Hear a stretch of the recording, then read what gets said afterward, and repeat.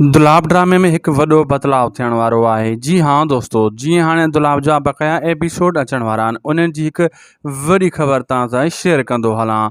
दोस्तों मां तव्हांखे ॿुधाईंदो हलां, हाणे जेका दुलाब जा बक़ाया एपिसोड अचण वारा आहिनि, इन्हनि में तव्हां ॾिसंदो त हाणे हिकु नओं कमु थी वेंदो। उहो वरी कहिड़ो? उहो इहो दोस्तों त मुराद वारा जेका आहिनि उहे इन शइ जो कॾहिं बि फ़ाइदो न वठंदा त हाणे रहज़न वारा मंसूर खान सां अड़ियल आहिनि, असां पोयों को वार कयूं। मुराद हिकु शींहुं आहे, हिकु भलो माण्हू आहे, हिकु पोयां पुठी वांगुरु मतिलबु पुठी में वार करण वारो इंसानु नाहे।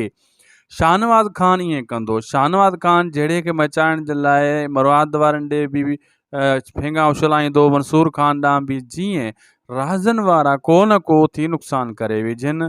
शाहनवाज़ खान जो या मुराद जो मतिलबु मुंहिंजो कमु थींदो रहे, बक़ाया वञनि भाड़ में। जीअं उर्दू में चवंदा आहिनि न, अपना तो काम बनता भाड़ में जाए जनता, अहिड़े हिसाब सां हुननि जी इहा ई सोच हूंदी। शाहनवाज़ खान तव्हांखे ख़बर आहे हिकु शातिर ऐं शातिर शैतान माण्हू आहे। दोस्तों ॿुधाईंदो हलां तव्हांखे मां, हाणे दुलाब जा बक़ाया जेका बि एपिसोड ईंदा वेंदा उन्हनि में मंसूर खान लाइ शहदान वारो मसइलो अलॻि आहे, पुलिस वारो अलॻि आहे, उन में हथु कोई नथो विझी सघे। लेकिन हीअ मसइलो अलॻि पैदा थियो आहे, जेको खून वारो थो उनखे हुनखे ॻोल्हणो आहे। उनखे इहो भउ आहे त किथे कंहिं हिनखे रहज़न वारनि मारे करे नाहक मुंहिंजे पोयों लॻाई हुजनि, हाणे मूंखे अरबुर ब्लैकमेल कंदा हुजनि त इहा छोकिरी इन्हनि वटि आहे, इन जे करे मतां इहा इन्हनि वटि हुजे।